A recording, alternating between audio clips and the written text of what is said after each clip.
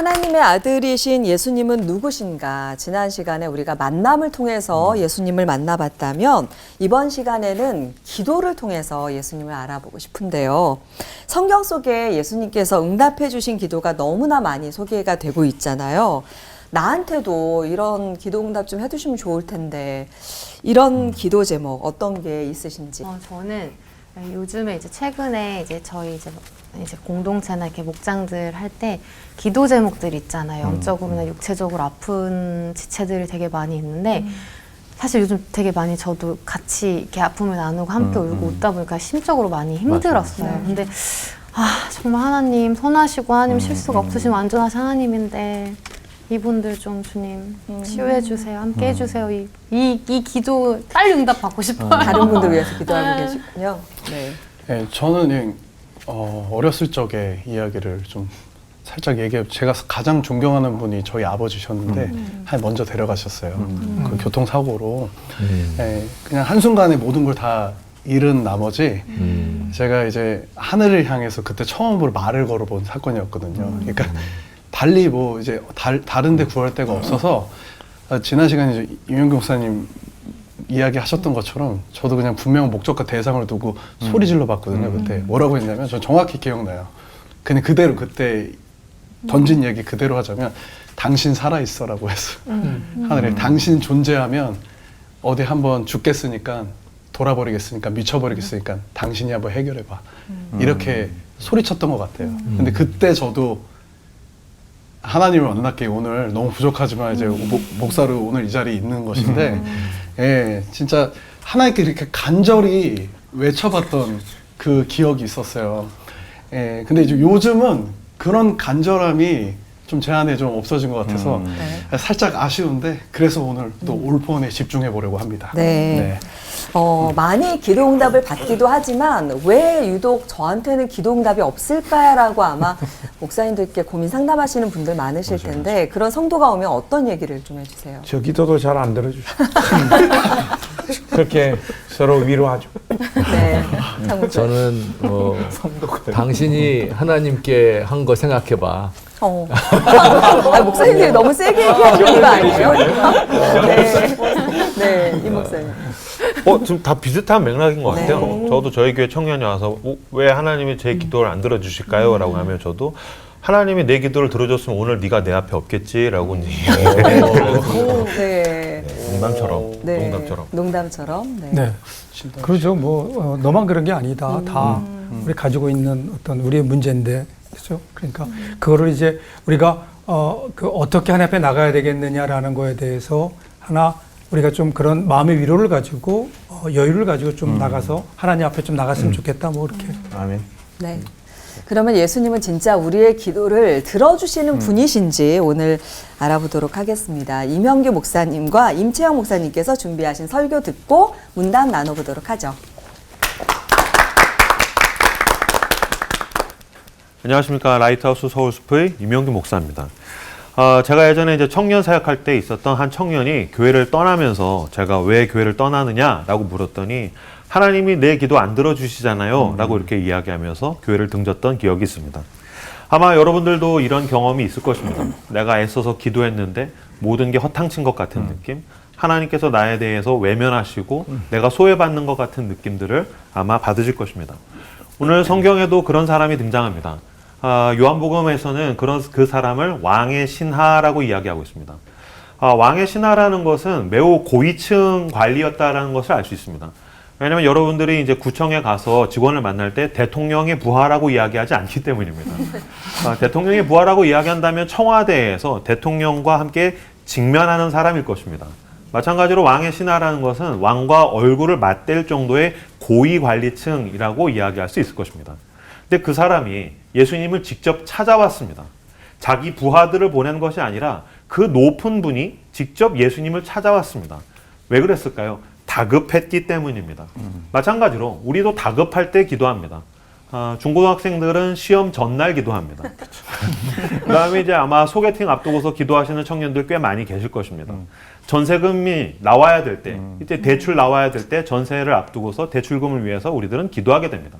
그러니까 다급할 때 우리들은 예수님을 찾아가듯이 왕의 신하도 그렇게 예수님을 찾아간 것입니다. 47절과 49절에 보면은 반복해서 나오는 단어가 있습니다. 내려오셔서라고 이야기합니다. 지금 왕의 신하가 뭐라고 이야기하고 있냐면 예수님, 내 아들이 지금 병에 걸려서 죽어가고 있습니다. 그러니까 내려오셔서 내 아들을 고쳐주십시오. 내려오셔서 내 아들을 고쳐주십시오. 지금 왕의 신하가 예수님을 찾아가서 자기가 분명하게 가지고 있는 그림이 있습니다. 뭐냐면 본인이 예수님을 찾아가서 예수님과 함께 동행해서 자기의 집에 가서 병상에 누워있는 그 아들을 향해서 예수님이 걸어가서 눈물 몇 방울 흘리고 하나님의 자녀가 죽어가고 있구나. 내가 마음이 아프다. 그리고서 손을 잡아서 일으키는 이 왕의 신하는 자기의 그림, 자기의 시나리오를 가지고서 지금 예수님께 가서 내려오셔서라고 이야기하고 있더라라는 것입니다.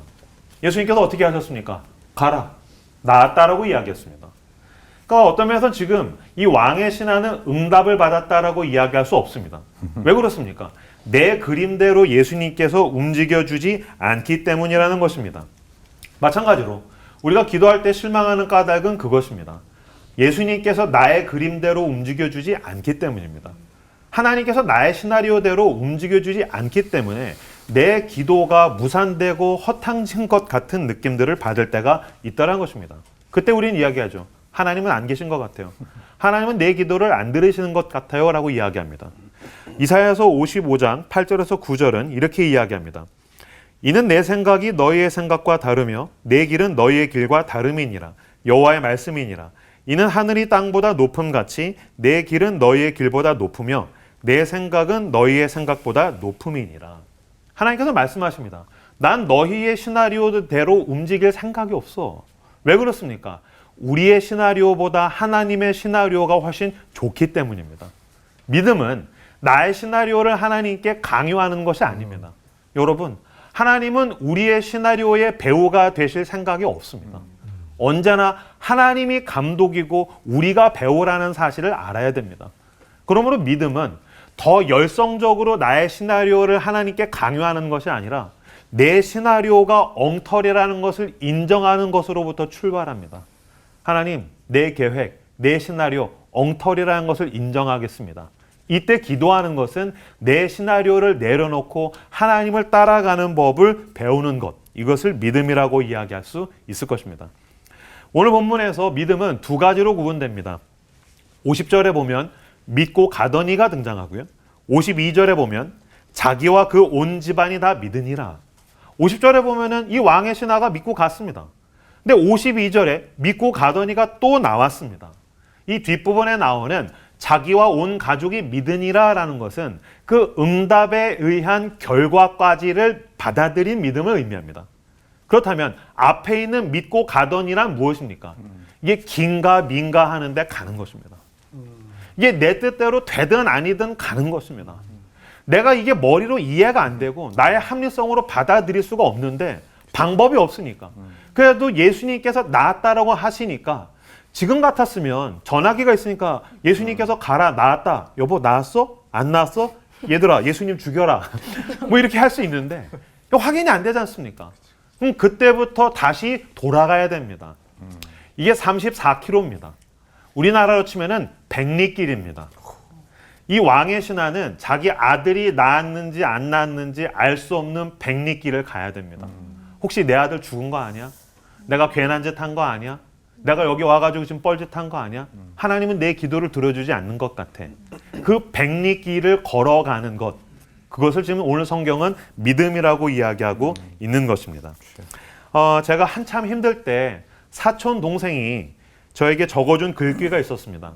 제가 이 글귀 보면서 많이 울었습니다. 찬송가 545장입니다.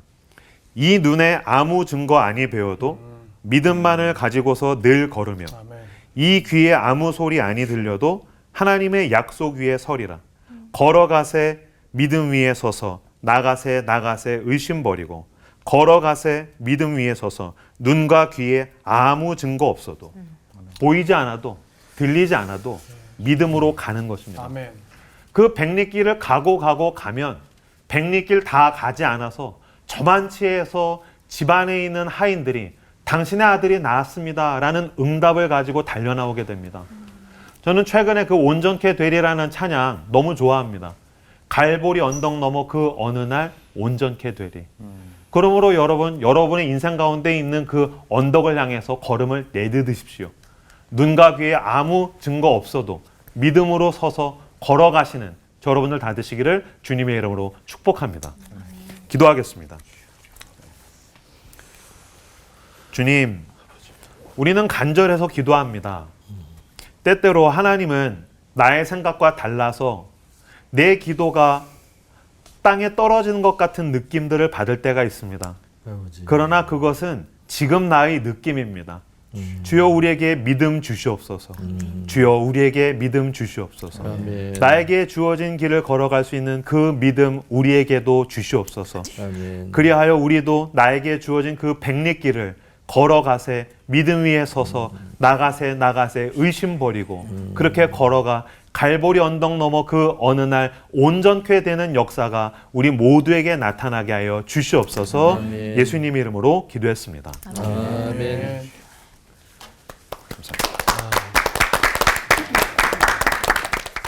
우리가 신앙생활을 하면서 가장 많이 듣는 단어가 기도일 거예요. 기도. 우리가 왜 기도할까요? 기도하는 이유는 간단하죠. 기도에 응답해 주시니까 그래요. 하나님은 우리의 기도에 분명하게 응답해 주신다. 이게 우리 믿음이에요. 그런데 우리의 실제적인 삶을 보면 과연 정말 하나님이 우리의 기도에 다 응답해 주시나? 우리가 하나님이 우리의 기도에 응답해 주신다는 것을 실제적으로 우리 삶에서는 우리들이 경험하지 못하고 살 때가 너무 많아요. 왜 그럴까요? 왜 분명히 기도하면 하나님이 다 응답해 주신다고 했는데 우리는 그 응답을 경험하지 못하는 걸까? 혹시 우리가 기도에 대해서 오해하고 있는 부분은 없을까? 보통 우리는 이렇게 생각해요. 기도라고 하는 것은, 기도는 하나님의 능력을 힘입어서 내가 원하는 내 뜻을 이루는 것이라고 우리도 모르는 새에 생각해요. 근데 참된 기도가 그걸까요?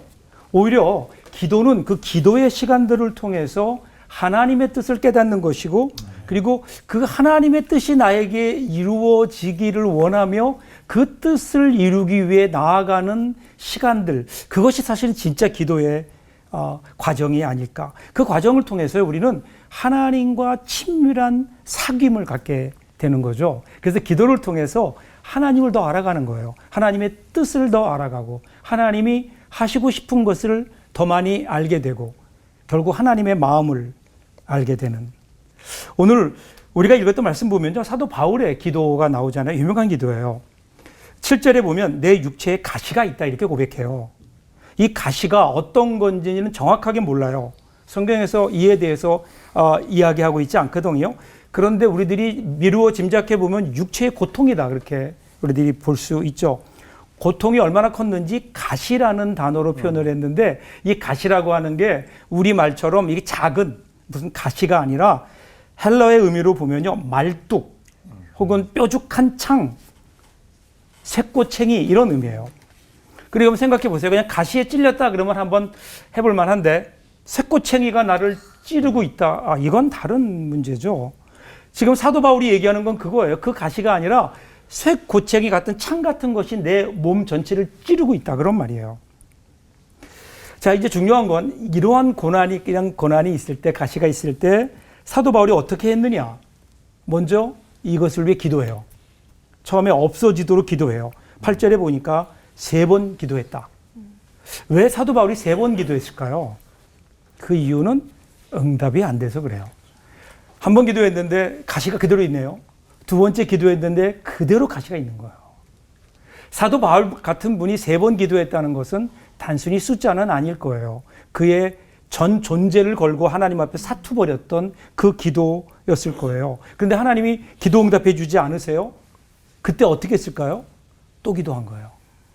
3번 기도한 거죠. 3번. 우리 예수님도 겟세마네 동산에서 3번을 기도하셨잖아요. 끝까지 기도하는 일이 우리에게 필요하죠. 언제까지요? 주님께서 우리에게 응답해 주실 때까지. 그 응답은 어떤 걸까요? 사도 바울에게 있어서 응답은 좀 특별했어요. 기도를 멈추지 않았어요. 그리고 기도했어요. 하나님, 내가 2번씩이나 기도했는데 하나님 왜 나에게서 이 가시가 지나가지 않습니까? 왜 가시가 떠나가지 않습니까? 그 이유가 뭡니까? 내가 지금 이렇게 고난 가운데 있는데 이것을 그대로 두시는 이유 하나님 저는 모르겠습니다. 왜 그렇습니까? 그때 드디어 예수님의 응답이 오죠. 9절 보면 이렇게 말씀해요. 나에게 이르시기를 내 은혜가 너에게 족하다. 이는 내 능력이 약한 데서 온전하여짐이라 하신지라. 그러므로 도리어 크게 기뻐함으로 나의 여러 약한 것들에 대해 자랑하리니 이는 그리스도의 능력이 내게 머물게 하려 함이라. 자, 분명히 가시는요, 고통이에요. 가시는 우리를 찌르는 거예요. 그런데 사도 바울이 그러한 가시가 찌르는 고통 가운데 기도하면서 하나님의 뜻을 깨닫게 된 거예요. 하나님이 가시를 주신 목적을 붙잡은 거예요.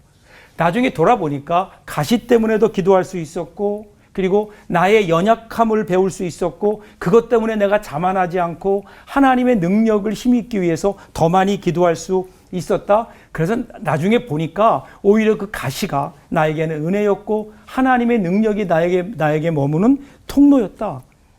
그래서 그는 그렇게 얘기해요. 가시 때문에 불행하지 않았다. 오히려 그는 기뻐하죠. 9절에 보면 도리어 크게 기뻐함으로, 10절에 보면 기뻐하노니, 그 가시 때문에 그는 엎드려서 하나님이 가시를 나에게서 떠나게 해주세요 기도했지만 하나님의 응답은 이미 있었어요. 그것은 그 가시가 너에게 은혜의 통로였다라는 거예요. 이 하나님의 응답이 이미 주어졌음에도 불구하고 사도 바울 같은 분도 그 하나님의 뜻을, 그 응답을 깨닫는 데는 3번의 기도가 필요했던 거죠. 오늘 우리에게 이러한 기도, 하나님을 향한 우리의 이런 절실함이 부족한 것이 아닐까. 우리가 오늘 구하는 것들 가만히 보세요. 우리가 하나님 앞에 기도하잖아요. 누구나 다 우리에게 부족한 게 있어요. 부족한 것을 구해요. 소유도 구하고, 관계 회복도 구하고, 성공도 구하고, 모든 것들을 구하지만, 그런데 이러한 것들로 과연 우리의 그 빈 마음들이 채워질까? 내가 지금 구하는 모든 것들을 하나님이 그대로 응답해 주신다고 해도 내가 만족한 가운데 살 수 있을까? 그래서 누가복음 11장 13절에 보면요. 너희가 악할지라도 좋은 것을 자식에게 줄 줄 알거든 하물며 너희 하늘 아버지께서 구하는 자에게 성령을 주시지 않겠느냐 하시니라.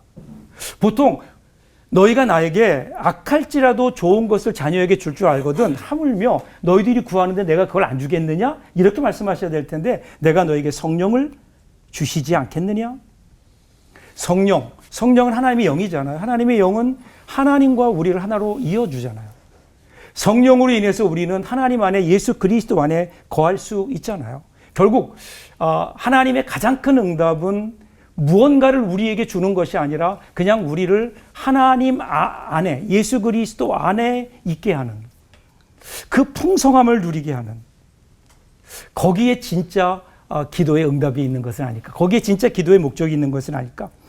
그 유대인들에게 내려오는 이야기가 있어요. 가나안을 목전에 두고 이제 모세가 죽잖아요. 느보산에 올라가서 이제 마지막 꼭대기에 올라가서 꿈에 그리던 가나안을 바라봐요. 그리고 그가 그 앞에 엎드려요. 엎드려서 한참 동안 일어나지 않아요. 그러니까 하나님께서 그에게 물으세요. 모세야, 슬프냐? 가나안에 들어가지 못해 슬프냐? 아닙니다. 그럼 괴로우냐? 아닙니다. 억울하냐? 아닙니다. 내가 약속을 어겼다고 생각하느냐? 아닙니다. 그럼 왜 엎드려 있느냐? 행복해서 그렇습니다. 하나님 물으세요. 행복하다니? 그랬더니 모세가 이렇게 얘기해요. 어느 누가 주께서 만들어주신 음식을 먹으며 어느 누가 주께서 주신 반석의 샘물을 마셔보겠습니까? 하나님과 함께했던 지난 광야, 그 광야의 시간이 저에게는 가나안이었습니다. 그렇게 고백했다고 해요. 이미 그는 살아오면서 하나님과 함께 동행하고 그 가운데 함께 하시는 하나님을 통해서 이미 가나안을 경험했던 거죠. 오늘 우리의 현실이 힘들고 고단하더라도 우리가 하나님 앞에 구해야 될 것은 많은데 하나님이 그것에 응답해 주시지 않는다고 우리가 원망하기 전에 오늘 하나님과 내가 함께 거하고 있는지, 그러면 그 안에 이미 응답이 있는 것은 아닐까요? 오늘 내가 무엇을 가졌냐 묻기 전에 오늘 나는 누구와 함께하고 있는가? 우리 주님과 함께할 때 거기에 우리 기도의 궁극적인 궁극적인 응답이 있습니다. 이 하나님과 함께 이 응답의 풍성함을 누리며 살아가는 우리 모두가 될 수 있기를 바랍니다. 기도하겠습니다. 우리의 기도에 100% 응답해 주시는 하나님, 이미 응답해 주셨는데 우리는 또 다른 것들, 우리의 욕심 따라 하나님의 또 다른 응답을 구하고 있는 것은 아닌지, 우리와 함께 하시는, 우리를 위해 십자가에 죽어주신 우리 주님과 함께 이미 우리 가운데 있는 응답을 확인하며 저희들 기쁨 가운데 살아가는 우리 모두들 되게 하여 주옵소서. 예수님 이름으로 기도합니다. 아멘.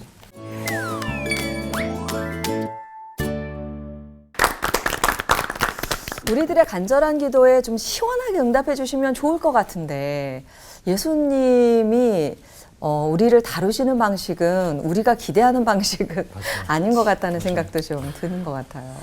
백리길을 걸어왔는데 네. 가라. 그러니까 이제 어떻게 보면 그 진리 입술로 말씀하신 확실한 응답이실 수 있는데, 그래서 뭔가 이거 심장도 두근두근 거리고 맞겠지 했는데 이게 백리길이라 당장에 또 눈에 표징도 보이지도 않고 안 고쳐졌으면 어떡하지? 또 이런 연약한 마음을 갖고 있는 게 저희 또 심리인 것 같아요. 진리가 말씀을 하셨는데 진리이신 분이 우리 믿음을 때로는 이렇게 시험하시는 것 같이 느껴지는 그런 예수님인데 왜 이러시는지 혹시 그 이명규 목사님이라면 이럴 때 어떻게 반응하실 것 같으세요? 뭐 솔직히 얘기하면 머리끄댕이 잡아야죠. 누구를? 예수님. 백리를 왔는데 지금 왔는데, 사람을 예. 너무하신 거 아닙니까 이러면서. 네, 어떻게 이럴 수 있습니까? 머리도 길고. 네, 그러니까 수염 잡아당기고 네. 잡히 좋겠네. 그럴 것 같은데 기도는 분명히 응답이 있는데 그걸 가지고 우리가 하나님을 통제하려고 하는 것 같아요. 그러니까 그분이 그렇게 순순하게 호락호락 움직여 주시지 않는 건 우린 때때로 기도라는 도구를 가지고 신앙적 도구를 가지고 신과 하나님을 통제하려고 하니까 오히려 그 응답이 될 때 더 교만해지는 것 같아요. 그러니까 당연히 그걸 너무 잘 아시니까 거절처럼 보이는 이게 뭔지 알 수 없는 길을 가게 하시면서 내가 원하는 가장 좋은 응답과 더불어서 우리를 겸손하게 하시고 그분의 백성이 되게 하시는 그분의 목적이 있으시겠죠. 그래서 늘 그 거절당하는 것 같은 느낌이 시간이 지나고 난 뒤에는 하나님이 오르셨구나. 하나님이 늘 옳구나. 라는 생각을 저는 하게 되는 것 같아요. 저는 그래서 그냥 그 거절당하는 느낌이 들어서 애꿎은 제 손만 부셨거든요, 벽에다가. 예, 이제 손에 뼈를 네. 제가 부셨는데 네. 그리고 소리쳤던 그 시간들이었거든요. 네. 나중에 보니까 저만 바보짓. 네. 만들어 가시는 과정이니까. 네. 맞아요. 근데 진짜 가라 말고도 성경 말씀 보면 내 믿음이 널 구했다. 죽은 지 사흘 지났는데 아직 기다려라. 이런 간접 응답의 말씀들이 많이 있잖아요. 그래서 저는 이제 가끔 종종 질문을 받는 것들이 이제 바울 같은 경우는 또 이렇게 천천히 아까 목사님 말씀하신 3번 기도를 통해서 이제 직접 응답을 해주셨던 것처럼 저 예수님께서 저한테 뭘 바라시는 걸까요? 이렇게 질문하시는 성도님들이 계시잖아요. 그럼 임채영 목사님 어떻게 대답을 해주는 게 좋을까요? 일단 그 하나님과 우리의 관계는 기계적인 관계는 아니거든요. 그러니까 똑같은 사건을 놓고도 하나님의 응답은 다를 수 있어요. 여러분 그런 거 기도해 보셨나요? 내가 똑같은 문제를 가지고 2번 기도했는데 한 번은 내 뜻대로 됐고 한 번은 내 뜻대로 안 된 경우도 있어요. 똑같은 거 이런 거거든요. 저희 교회에 고등학교 학생이 와서 목사님 담배 피면 천국에 못 가나요? 담배를 펴도 될까요? 안 돼 임마 제가 그랬죠. 근데 한 50대 되신 어느 분이 늦게 예수를 믿었는데 담배 때문에 교회를 못 나오시겠다는 거예요. 담배 펴도 돼요. 그러니까 똑같은 담배 문제인데 그 고등학교 학생은 제가 쥐어박으면서 너 담배 피우면 나한테 죽어 이렇게 됐고요. 그분은 괜찮아요. 그렇듯이 이게 인격적인 관계거든요. 하나님과 우리의 관계는요 공식 관계가 아니에요. 이럴 때는 이렇게 하고 이럴 때는 이렇게 하는 게 아니라 그때 달라요. 그래서 저는 오히려 긴장하는 것 같아요. 매 순간 기도할 수밖에 없는 이유는 이미 내가 전에 한번 이런 경험이 있다 하더라도 그게 지금 통하지 않아요. 그래서 하나님께서는 그게 우리를 인격적으로 대하고 있다는 하나님의 우리를 향한 인격적 사랑의 어떤 증거가 아닐까 이렇게 생각해요. 저는 그래도 부러운 게 이 예수님은 그러면 어쨌든 뭐가 됐든 그분들의 어떤 기도를 이렇게 들어주신 거잖아요. 그래서 제가 이제 혹시라도 답답한 마음에 제가 여쭤보긴 하는데 사실 저는 약간 그런 적이 있어요. 약간 하나님이 저를 향하신 어떤 그 일방적인 사랑을 힘입어서 제 안에 갑질하고 싶은 마음이 있는 것들이 막 있더라고요. 내 마음대로 휘두르고 싶은 그런 게 있었는데 혹시 목사님 두 분께서는 너가 이래서 기도 응답이 안 되는 거야? 아니면 너 아직 눈뜬 장님이야? 딱 이러면서 이렇게 직접적으로 이렇게 뼈를 때리는 그런 말씀을 해주신 목사님들이 경험이 있으신지. 제가 보통 교인들한테 이런 말도 하고 속으로는 더 많이 하고 그런 것 같아요. 어떨 때는 아프게 말해서 그 사람 울기도 하고 그런 적도 있죠. 근데 한 번 더 이렇게 생각해 보면 내가 이렇게 간절히 설교하고 하나님 말씀으로 늘 권하는데도 저렇게 안 바뀌냐 싶은데 가만 보면 이런 설교를 하는 나도 안 바뀌어. 하나님 앞에서 나도 불충하고 모자랐던 시간들이 많은데 근데 그 사람들 향해서 이렇게 독하게 아프게 말할 때가 많았고 뒤에서 수근수근 했던 적이 많은 것 같아요. 이런 간절함을 가지고 나온 사람들에게는 조금 더 따뜻하게 긍휼히 여기고 그 사람 심정을 이해하는 사람이 돼야 되는데 실수하는 날들이 꽤 많은 것 같습니다. 다른 사람의 그 조그만 티는 잘 보는데 우리 눈에 있는 들보는 정말 정작 못 보는 게 우리들이구나라는 생각도 드는데요. 높아심으로 하나만 더 말씀드리면 네. 그럼에도 불구하고 기도는 해야 되겠다 무조건. 우리가 뭐 하나님의 뜻대로만 하는 기도가 좋은 기도인데 그렇죠. 그러려면 그렇죠. 거기까지 가야 되는 과정 속에 그렇죠. 많은 시행착오가 있을 거예요. 그렇죠. 근데 많은 사람 나는 하나님의 뜻을 알기 전까지는 기도 안 할 거야. 그러면 그거는 평생 못 해요. 그렇죠. 그러니까 무조건 기도해야 돼요. 하다 보면 잘못된 기도도 있지만 물론 뭐 잘못된 기도라는 게 목적이 방향이 잘못된 것도 있지만 기도하는 과정 가운데 성령님께서 잡아주세요. 그래서 문제가 있죠. 그럼 무조건 기도하는 거예요. 기도하는 거예요. 그 한나가 아들을 달라고 할 때 엄청 속상했잖아요. 저거는 아들인데 나는 없으니까. 그래서 어떻게 보면 순전히 이기적인 이 기도였거든요. 근데 그 기도가 깊어지면 깊어질수록 하나님을 만나게 되고 그리고 하나님의 심정을 이해를 하는 거예요. 그래서 이제 그가 아이를 얻었을 때 하나님께 바칠 수 있었던 이런 모습을 보면 목사님 말씀처럼 우리가 잘못된 기도를 하죠. 인간이니까. 그러나 그 기도의 깊이로 들어가게 되는 통로가 되기 때문에 우리의 문제들이 다 중요한 것들이고 그 꼭 기도해야 된다.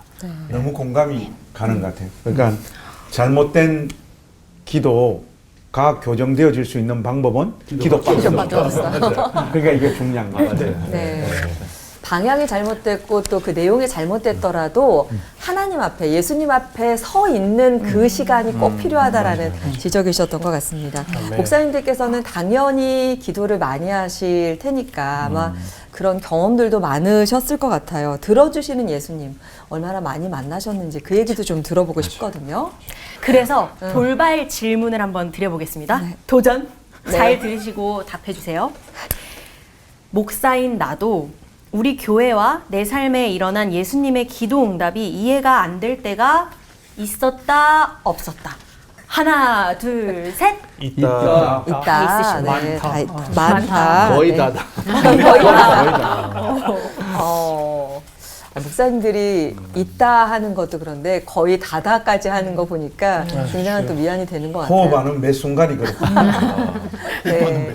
혹시 뭐 짤막하게 나눠주실 부분이 있으시면.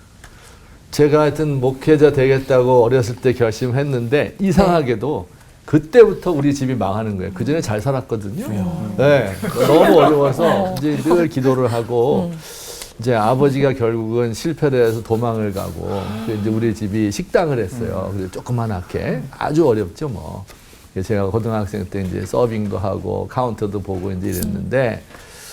그 저녁 시간이 되면요, 내가 알던 세계와 전혀 다른 세계가 펼쳐져요. 주방장 아저씨는 이렇게 권투를 하고 싶었던 분인데 꿈이 좌절된 거죠. 밤에마다 늘 이거 연습해요. 또 주방에 있는 그 서빙하는 홀에 서빙하는 누나는 이제 뭐 자기가 어떻게 해서 시골에서 와서 고생한다 뭐 이런 이야기 쭉 하는데 그런 이야기는 이제 어렸을 때 다 들은 거예요. 지금 생각하면 그런 어려운 시절이 없었으면 내가 지금 어떤 목사가 됐을까 그런 생각이 듭니다. 네. 하나님께서 그때 기도 왜 안 들어주셨을까? 그런데 이제 큰 그림으로 보면 이해가 이제 와서 조금 되려 하는 것 같습니다. 저는 이제 목사님하고는 조금 다른 차원에서 같은 결론을 이렇게 가지게 되는데 잘 사시다가 어려워졌을 때 가지는 그 상실감들이 굉장히 크다고 하더라고요. 근데 그거보다 이제 더 큰 상실감은 항상 바닥에 있습니다. 저는 뭐 좋았던 날이 없었던 것 같아요. 제가 뭐 목회하고 하나님이 저에게 좀 따뜻하게 대해주신 날들이 한 5년 정도밖에 안 됐습니다. 그러니까 최근 5년. 최근 5년. 앞으로는 다시 옛날로 좀 안 돌아갔으면 좋겠어요. 네. 그러니까 이렇게도 해보고 저렇게도 해보고 목사로 살았으니 기도는 얼마나 했겠으며 또 답을 얻기 위해서 책은 얼마나 읽었겠으며 사람들은 또 얼마나 많이 만났겠어요. 해도 아무것도 달라지지 않는 상황 속에서는 넋이 나가기 시작을 하고 넋이 나가니까 맨 마지막 지점에는 이제 이런 고민을 안 해요. 어차피 이생망인데. 이생망 그리고 내 스타일하고 다른 하나님 맞아. 그런 날들이 많았죠. 그래서 울었고 욕했고 좌절했고 탄식했고 근데 이상한 게 그 세월들이 저를 빚어가는 뭔가가 있더라고요. 그런 삶만을 통해서 이루어지는 하나님의 역사가 있더라고요. 그러니까 긴 시간 속에서 하나님은 일하시고 우리를 깨닫게 하셔서 마침내 하나님이 나를 붙잡고 계셨음을 인정하게 하시는 하나님이신 것 같아요. 그래서 모지신 하나님이신. 그 목회가 그런 게 아닐까. 목회하면서 한 번도 제가 뭘 해서 성공했다라고 느껴본 적이 별로 없어요. 그래서 굉장히 나는 목회에 자질이 없는 사람인가 보다라고 생각을 했는데 어느 날 제가 예레미야를 읽는데 하나님이 예레미야에게 너 가서 복음 가서 내 말을 전해라. 그러면서 그때 하나님 뭐라 그러시냐면 근데 안 들을 거야. 이사야도 똑같아요. 그러니까 하나님이 명령 가시는 게 뭐냐면 야 네가 가서 내 말을 전해. 회개하라 그래. 근데 걔네들은 안 들어. 그럼 왜 가라 그럴까 그거를? 네. 하나님이 그 말씀을 왜 가서 하라 그럴까? 근데 그게 예레미야의 일이더라고요. 그게 이사야의 일이더라고요. 그 저도 그때 가서 많은 위로를 받았어요. 그래서 그냥 그래 이게 뭐 하나님이 나를 통해서 뭐 사람들을 변화시키고 이게 아니라 그냥 내가 거기에 순종하는 것을 바라시는 것 같구나 이런 생각이 들면서 마음이 좀 위로는 됐는데 그러니까 그냥 삶이 그런 것 같아요. 우리 목사님들이 주로 그렇게 말씀하시지만 하나님은 처음부터 그냥 뭐 이렇게 안 될 일들을 우리에게 시키신 것 같고 그러다 보니까 당연히 우리가 기도해도 그 기도는 응답은 이미 왔잖아요. 안 들을 거라고. 안 될 거라고. 근데 우리는 자꾸만 그거를 될 거라고 거기에 에너지를 쏟고 있는 게 아닌가. 그래서 어느 순간 내가 그래 안 되는데 그냥 내가 할 일은 여기까지다. 이렇게 조금 정리가 되다 보니까 조금 자유로워진 것 같아요. 한 요쯤 되니까 나이가. 예. 참. 이명희 목사님. 뭐 저도 마찬가지인 것 같습니다. 그 아까 말씀을 드렸지만 제 계획에 개척이 없었고 제 기도에는 코로나가 없었죠. 그 코로나. 공간에서 쫓겨나는 일도 없었고 우리도 겪었어. 떠돌아다니는 일도 없었죠. 근데 결론적으로 코로나가 와서 거기서 나오게 돼서 막 떠돌아다니다 보니까 지금 제가 있는 그 서울숲에서 어떤 목사가 좀 떠돌아다니면서 청년들 만나줬으면 좋겠다 해서 제가 글로 들어간 거거든요. 그러니까 결국에는 제 판단에서는 나쁜 일이었는데 하나님 그걸 다 모으셔서 가장 좋은 일들을 만들어내시더라고요. 어떤 면에서 하나님이 인격적인 분이시기 때문에 신앙이 기계적 도식으로 되지 않는 것 같아요. 뭐 A 플러스 B는 C 이렇게 기도 이렇게 하면 된다라는 것보다는 기도를 하면 그분의 신비와 은총을 깨닫게 되는 것 같아요. 난 은혜가 없으면 살 수가 없구나.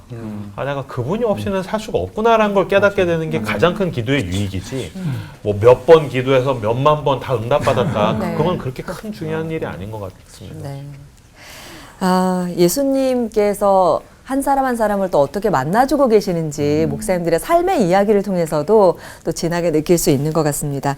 이번에는 들어주시는 예수님은 진짜 어떤 분이신지 진실 체크 한번 가보면 어떨까요? 네, 네 목사님들 그 동그란 거 이제 팻말 들어주시면 되겠습니다. 이제 그 네. 앞에 있는 OX 네. 패널을 들고 대답해 주시면 됩니다. 자, 첫 번째 질문입니다. 자, 예수님이 지금 당장 우리의 기도에 대한 응답을 해주시지 않는 것, 우리를 사랑하시기 때문이다. O. 그렇지 않다. X. 자, 하나, 둘, 셋. 오. X. 틀렸나? 네? 맞고 틀리는 건 없습니다. 장 목사님은 왜 X를 들으셨어요? 아니 그러니까 사랑을 하기 때문에 들어주고 사랑을 안 하기 때문에 안 들어주고 혹은 그 반대 또 뭐 그런 거라기보다도 우리가 기도에 응답받을 때가 아직 안 된 것이다. 그냥 우리 저 성경 말씀 제일 유명한 거 아마 성도들 제일 좋아할 텐데 너희가 내 안에 거하고 내 말이 너희 안에 거하면 무엇이든지 원하는 대로 구하라 그리하면 이루리라. 이게 두 문장으로 되어 있는데요. 뒤에 것만 자꾸 생각하는 무엇이든지 원하는 대로 구하라 그리하면 이루리다. 근데 그 앞에가 더 중요해. 너희가 내 안에 거하고 내 말이 너희 안에 거해야 돼. 그죠? 이게 이제 기도의 그 과정일 텐데 이제 그런 과정을 잘 밟지 않았기 때문에 그래서 들어주시고 안 들어주시고 이렇게 하는 것이지. 그러니까 만약에 그런 과정을 잘 이해를 한다면 지금 들어준 게 나를 사랑한 건가, 들어주지 않은 게 사랑한 건가, 이런 거에 대한 그 판단들이 어느 정도 설 것이라고 생각해서 X를 들었습니다. 자, 다음 질문은요. 그럼 우리의 기도 중에 어떤 기도는 절대로 들어주시지 않는 기도도 있다. O, X. 자, 하나, 둘, 셋. 예. 희한하다. 한 분씩. 네. 저도 문제를 잘못 이해한 것 같아요. 잘 들어야 돼요. 아, 네. 굉장히 천천히 말씀드렸는데. 저는 이제 하나님과의 관계를 하나님이 저한테 아버지니까 저는 제 딸들과의 관계로 많이 이렇게 빗대어서 생각을 하거든요. 네. 저희 딸이 저한테 못할 말은 없다고 저는 생각해요. 다만 이행하는 건 아빠 마음이죠. 하나님이 뭐 들어주시지 않을 기도는 없겠죠. 히어링으로서는 다 들어주시겠지. 그러나 이행하는 것은 아버지 마음이다. 뭐 아빠 아이스크림 사줘요. 뭐 새벽 1시에 얘기해도 듣습니다. 그리고 지금은 네가 아이스크림 먹을 시간이 아니지 라고 이제 이야기하겠죠. 그러면서 저는 다 들어주시다고 저는 생각합니다. 이런 생각이나 경험들 다들 한 번씩 있으실 것 같아요. 뭔가 나보다 더 영빨, 기도빨이 좋은 사람을 찾아가서 부탁하고 뭐 이렇게 하면 예수님은 더 잘 들어주신다? 많지. 네. OX로 한번 답해 주시면 네. 하나, 둘, 셋. 오, 중간도 있고. 중간 예. 이번엔 중간 목사님 또 잘못 들었네요. 제가. 근데 보통 이런 경험은 우리 목회자가 많이 겪잖아요. 목사님 기도해 주세요. 기도해 주세요. 뭐. 네. 그분들은 목사님 찾아가서 기도 부탁하고 목사님이 기도하면 그래도 내 기도보다는 하나님께서 잘 들어주시지 않겠나 하는 그 마음들로 오시는 거죠. 그래서 우리한테 필요한 것은 마음을 다해서 그분이 원하는 기도를 간절히 하는 것도 중요하지만 이 사람들의 마음을 이해하고 안아주는 게 더 중요한 일 아닌가 싶습니다. 그리스도 안에 능력이 있지 특정한 사람의 기도에 더 능력이 있고 더 기도가 응답이 잘 되는 경우가 어디 있겠습니까? 그렇죠? 그렇죠. 이게 이제 제가 미신적인 그런 건 아니고요. 그 이제 그냥 야고보서 5장 14절 말씀 너희 중에 병든 자가 있느냐 그는 교회의 장로들을 청할 것이요 그들은 주의 이름으로 기름을 바르며 그를 위하여 기도할지니라. 영빨이 얼마나 뭐 이런 것보다도 그냥 목사님 말씀처럼 저에게 주어진 일이니까 최선을 다해서 기도하는 것이고 또 때로 그러나 하나님께서 내 기도를 꼭 들으시었다 그건 잘 모르겠고요. 그러나 때로 기적적인 방식으로 병이 낫는 사람들을 저는 꽤 여러 번 목격을 했습니다. 예. 분명히 하나님께서 어떤 사람을 고치실 때 누군가의 기도를 쓰신다는 것에 대해서는 의심의 여지가 없는데 기도빨이 좋은 사람으로 그 사람이 승격되는 걸 하나님 원하시는지 모르겠어요. 그럼 그 사람이 얼마나 교만해지겠어요. 내가 하면 다 그렇죠. 낫고. 그럼 자기가 하나님이 되고 하나님이 어떤 흔히 얘기하는 신유의 능력을 가지고 자기가 하나님을 통제하는 사람이 되는 거죠. 그건 하나님의 뜻이 아닐 것이다. 바라지 그래서 않으셨구나. 하나님은 우리의 기도를 쓰시지 기도빨이 남달리 좋은 사람이라는 개념이 있기가 어렵다. 진짜 기도빨 좋은 사람은 자기 기도빨 좋다고 생각을 절대 못해요. 그렇게 그렇죠. 절대 드러내지. 그러니까 그거는 성경에도 보면 예수님의 제자들이 예수님이 보내서 전도하러 갔을 때는 막 귀신들이 쫓아내고 그랬는데 바로 그 다음에 보면 그 어떤 아버지가 아이를 데리고 왔는데 변화산에 올라가셨을 때 그때 무슨 기도에게 똑같은 기도하지 않았을까요? 그때는 그런데 그때는 안 나타나는 거예요. 그러니까 기도라는 것은 매 순간 하나님 앞에 엎드리는 거지 누가 기도에 능력이 있는 건 결코 아니에요. 그러나 다만 제가 좀 중간이라고 얘기했던 거 한 가지 생각했던 건 뭐냐면 사실은 다른 사람을 위해서 기도하면서 내가 좀 더 깊어질 수 있다는 장점은 있는 것 같아요. 우리가 서로 기도할 수 있는 거는 그 사람을 위해 기도하면서 내 기도가 넓어지죠. 그러면서 거기에서 좀 더 하나님의 뜻, 하나님의 어떤 깊이를 경험할 수 있는 어떤 그런 것이 되기 때문에 그런 면에서 소위 우리가 뭐 언어상 문제가 있다고는 하지만 중보기도라고 하는 것들이 필요한 이유가 사실은 그걸 통해서 뭐 기도가 응답되고 이런 것도 있을지 모르지만 그거보다는 기도하는 우리가 더 깊어질 수 있는 기회가 돼서 그래서 그런 것들은 필요하다 그런 생각은 해요. 나만을 위한 기도가 아니라 그렇죠. 나를 좀 나의 욕심을 위한 기도가 아니라 좀 넓어질 수 있다는 지적이시네요. 듣고 보면 다 비슷해져요, 나중에. 네, 그러네요. 든 건 다 다른데 설명은 다 비슷한 한 방향으로 가시는 것 같아요. 자, 질문이 좀 문제가 있는 것 같아요. 네. 좀 애매해요. 마지막 질문 잘 해봐요. 예. 질문을 잘 해보도록 네, 하시죠. 제가 한번 잘해보겠습니다. 다음 질문은요. 솔직히 이 기도는 무조건 이루어지겠구나. 이렇게 확신하면서 했던 기도가 있다, 없다. 하나, 둘, 셋. 이거 처음 있다. 저 같은 경우는 응답이 잘 안 되는 것 같은 기도들 수두룩 하다가 어느 순간인가 이 손해보거나 희생해야 될 때 하나님 혹시 저라도 원하시면 써주십시오. 정확하게 응답이 오더라고요. 그러니까 내가 고생하는 거, 네. 내가 손해보는 거, 내가 희생하는 거는 설마 나한테 그걸 그런 일 알면서도. 오겠어서 그래도 또 기도하면은 정확하게 하나님이 응답을 하셔서 네. 고생을 그렇게 시키시더라고요. 네. 저건 그 목회하다 봐서 느낀 건지 모르겠는데 어쨌든 교회를 위해서 간절히 기도하고 이렇게 이런 것이 꼭 이루어져야 되지 않겠습니까? 이렇게 하면 긴 기도를 통해서 이제 잘려 나가고 다듬어지고 이렇게 해서 결국은 이것이 하나님이 원하는 길이구나 하는 것이 이렇게 약간 이렇게 보일 때가 있는 것 같아요. 그래서 이제 그럴 때 이것을 추진을 하게 되면 그러면 잘 들어맞는 그런 경험을 제가 몇 번 했습니다. 물론 이제 그것도 크게 보면 또 내가 한 거일 수도 있는데 네. 그래서 늘 겸손한 마음도 있긴 한데요. 그런데 또 이건 내 힘으로 그런 마음 자체 생겼다는 것 자체가 이건 내 힘에서 나온 건 아니라 성령의 음성인 것 같다 그런 생각이 들 때도 저는 꽤 있었습니다. 예. 하나님의 뜻이 어디에 있는지 또 우리가 기도를 통해서 분별하게 되는 것도 같은데요. 예수님께서 정말 다 듣고 계시구나라는 걸 이 시간을 통해서 확인하게 되는 것 같습니다. 그러니까 응답해야 될 게 사실은 예수님이 아니라 우리였나 보다. 바로 나의 문제인가 보다라는 생각도 들어요. 불평하는 것 좀 그만하고 예수님 앞에서 바로 서 있기 위해서 노력하는 반응하면서 좀 애쓰면서 살아봤으면 하는 생각도 좀 듭니다. 네, 맞아요. 정말 원하는 답이 와도 혹은 그리 아니하실지라도 믿으면서 감사함으로 진짜 우리 예수님처럼 저희도 누군가에게 이렇게 손을 내밀어주고 일으켜주고 또 누군가의 어려움에 응답하는 사람이 되려면 어떻게 살아야 되는지 우리 목사님들 짧게 또 나눠주시면 감사하겠습니다. 제가 그 행신교회를 떠나서 이제 울산에 개척 선언을 하고 울산 갈 때 장로님들하고 권사님들하고 못 가게 많이 말리셨죠.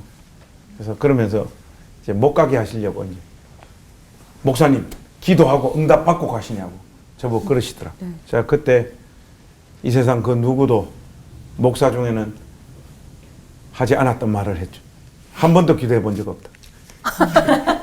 아니 목사님 기도도 안 하고 그냥 성경에 복음 전도자가 어떻게 살아야 되는지 이렇게 명백하게 하나님 뜻을 분명하게 말씀하고 계신데 여기서 내 기도가 간절하다는 것은 하나님 혹시 안 갈 수 있는 방법 없습니까? 그렇죠. 그거 지금 이 상황에 하나님 앞에 묻게 되지 않을까.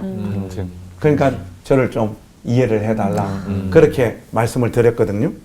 보통 보면 교회가 누가 찾아와서 어려움을 호소할 때 돈을 줘야 될 상황에 기도하자 그래요.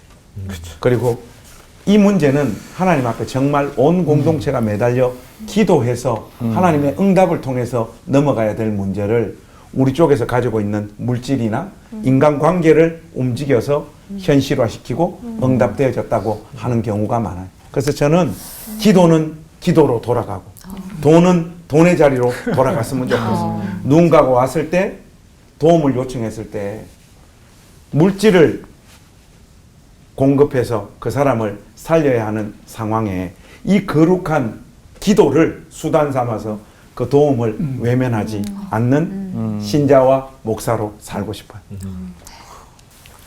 질문에 답이 있는 것 같습니다. 그러니까 내가 이 삶의 자리, 일상에서 살아가는 까닭의 가장 큰 부분은 난 누군가의 응답이다.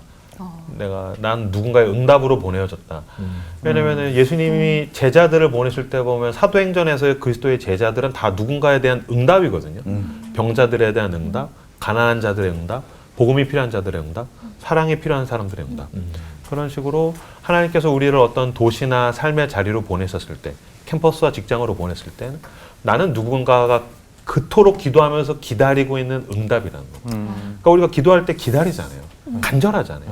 그러면 나는 누군가의 간절한 응답이 될 수 있겠군. 그렇게 생각을 하면서 살아가면은 나는 누군가의 분명한 응답이 될 거라고 생각합니다. 우리 기도가 보통 거의 우리가 하는 기도하는 기도 제목을 보면 거의가 우리가 없는 거 놓고 기도해요.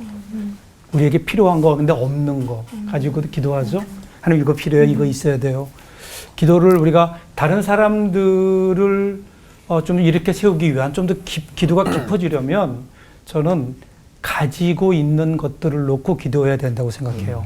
우리가 가지고 있는 거, 나에게 있는 뭐 탤런트, 내가 가지고 있는 돈, 내가 가지고 있는 뭐 이걸 가지고 하나님 나에게 이걸 주셨는데 이거 가지고 뭐 할까요? 하는 기도는 우리가 조금 약한 것 같아요. 그래서 우리 기도가 우리 누구에게나 남들이 가지지 못한 걸 가지고 있는 것들이 있잖아요. 그렇다, 물론 뭐 남들보다 많은 건 아니더라도 나에게 있는 것들이 있으니까 살아간다고요. 그걸 가지고 하나님 내가 없는 거 이것만 더 주세요 하기 전에 하나님 이거 가지고 제가 뭐 할까요? 하나님 이거 가지고 나에게 원하시는 게 뭐예요? 그 일을 하다 보면 하나님께서 필요한 것도 채워주시지 않을까. 그래서 다른 사람들을 위하고 기도가 깊어지려면 좀 가지고 있는 것을 놓고 그 의미를 하나님께 좀 기도하는 기도를 하면 어떨까 하는 생각을 해봅니다. 예수님께서 이 땅에서 이루시고자 했던 하나님의 나라, 그 나라를 이뤄가시는데 사실 우리를 동역자 삼아서 일하고 계시잖아요. 우리의 기도가 깊어진다면 하나님의 정말 좋은 동역자가 될 수도 있겠다는 생각을 하게 됐습니다. 우리의 모든 소망을 그분께 올려드리면서 그분의 손 놓지 않고 끝까지 믿음의 경주 달려간 우리가 됐으면 좋겠습니다. 끝인사 예수님이랑 손잡고 외쳐볼까요? 네, 손잡고 외쳐보겠습니다. 어떤 경우에도 들어주시고 만나주시는 나의 목자 예수님과 함께 하나 되는 시간 올포 원!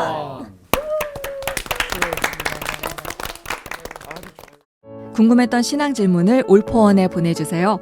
선정된 분들께는 이스라엘 네게브에서 생산된 최고급 엑스트라 버진 올리브 오일을 드립니다.